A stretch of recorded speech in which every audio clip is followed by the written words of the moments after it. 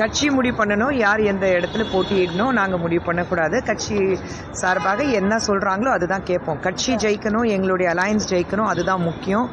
திமுக ஆட்சி எப்படியாவது வீழ்த்தணும், அது மட்டும்தான் நோக்கமாக இருக்குது. அவங்களுடைய கரப்ஷன், பெண்களுக்கு பாதுகாப்பு இல்லை, போதைப் பொருட்களுடைய ஈஸி அக்சசிபிலிட்டி, இது எல்லாத்துக்கும் ஒரு முற்றுப்புள்ளி வைக்கணும். அதை நோக்கி தான் இந்த தேர்தலில் நாங்கள் எல்லாரையும் சந்திக்க போகிறோம். தனிப்பட்ட முறையிலே நான் போட்டியிடணும், நான் ஜெயிக்கணுங்கிறது கிடையவே கிடையாது. உண்மையே கொடுக்கல. எந்த தொகுதி உங்களுக்கு தெரியுமா? எந்தெந்த தொகுதி கொடுக்க போறாங்க, எத்தனை தொகுதி கொடுக்க போறாங்க, யாருக்கும் தெரியல. விஜய் வந்து நேற்றைக்கு சிபிஐ விசாரணைக்கு ஆஜராயிட்டு வந்தாரு. வெளியே வரும்போது மிகவும் உற்சாகமா வந்தாரு. அதை நீங்க எப்படி பாக்குறீங்க? ஒரு விசாரணைக்கு ஆஜராயிட்டு அவர்கிட்ட தான் கேட்கணும். அதே போல செந்தில் பாலாஜிக்கு நீங்க நாளைக்கு ஆஜராக சம்மன் கொடுத்துருக்காங்க. இந்த விஷயத்தை நீங்க எப்படி பாக்குறீங்க? தவறு பண்ணும்போது சமன் வந்தா போய் பார்த்து தானே ஆகணும். ஏன் யாருமே போகாம இருக்காங்களா? அவருக்கு நான் விதிவிலக்கா? சமன் கொடுத்தாங்கன்னா போய் பார்த்துட்டு வரட்டும். தொடர்ச்சியா வந்து பாத்தீங்கன்னா தாவேகா தலைவர் விஜய் வந்து என்டிஏ கூட்டணிக்குள்ள அழைத்து வரணும்னு சொல்லிட்டு பேசிட்டு இருக்காங்க. பேசுறவங்களுக்கு பதில் கொடுக்க முடியாது. தொடர்ச்சியான கேஸ் அது சிலிண்டர், அதாவது கட்டுப்பாடு இருக்கு. மத்திய அரசோட வெளியுறவு கொள்கையினாலதான் நம்மளால வந்து வீட்டு இது பண்ண முடியும். திமுக வந்து அறிவுபூர்வமா பேசிட்டு இருக்காங்களான்னா முதல்ல அவங்களே வந்து கண்ணாடி பார்த்துட்டு கேட்கணும். எல்பிஜி கேஸ் பிரச்சனை வந்து இப்போ இருக்கிறது உலகத்துல என்ன ஒரு பிரச்சனை போயிட்டு இருக்கு அவங்களுக்கு தெரியாம இருக்கு.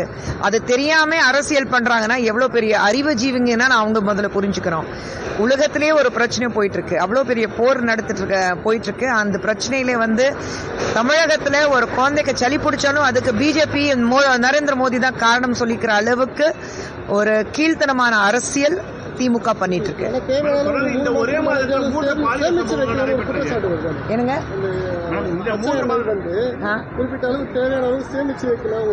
3 மாசத்துக்கு முன்னாடி இந்த மாதிரி போர் வரப்போதான் இவங்களுக்கு வந்து தகவல் கொடுத்தாங்களா? ட்ரம்ப் கொடுத்தாரா இல்ல நெத்தானியோ கொடுத்தாங்களான்னு முதல்ல சொல்லுங்களேன். இப்போ இவங்க பண்ணிருக்கணும்ல, தமிழகத்துல இந்த பிரச்சனை இருக்கக்கூடாதுன்னு இவங்களுக்கு முன்னாடியே வந்து ட்ரம்ப் தொடர்பு பேசிட்டு சொல்லிட்டாங்களா? இல்ல ஒரு இஸ்ரேலுடைய பிரைம் மினிஸ்டர் பேசிட்டாருன்னா இவங்க சேமிச்சு வச்சிருக்கணுமே. ஒரே மாதத்துல தொடர்ந்து 2-3 பாலியல் சம்பவங்கள் நடைபெற்றது.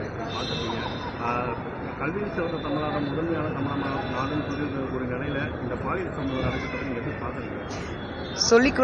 நாங்க சொல்லிட்டு இருக்கிற விஷயம் ஒண்ணுதான். திமுக ஆட்சியில் பெண்ணுங்களுக்கு, குழந்தைங்களுக்கு எந்த பாதுகாப்பு இல்லை. லா அண்ட் ஆர்டர் வந்து எங்கேயோ போய் நிற்குது. இன்னைக்கு ஒவ்வொரு இடத்துலையும் தினமும் பேப்பர் படிக்கும் போது பெண்களுக்கு இந்த மாதிரி ஒரு கொடூரம் நடக்கும்போது திமுக ஆட்சி கண்ணு மேலே ஒரு கவர் வச்சுட்டு நான் வந்து பண்றது தான் சட்டம்னா நினைச்சிட்டு உட்காந்துட்டு இருக்காங்க. அதுக்காக தான் சொல்றோம், இது திமுக ஆட்சியோட கடைசி தேர்தல் இருக்கணும்.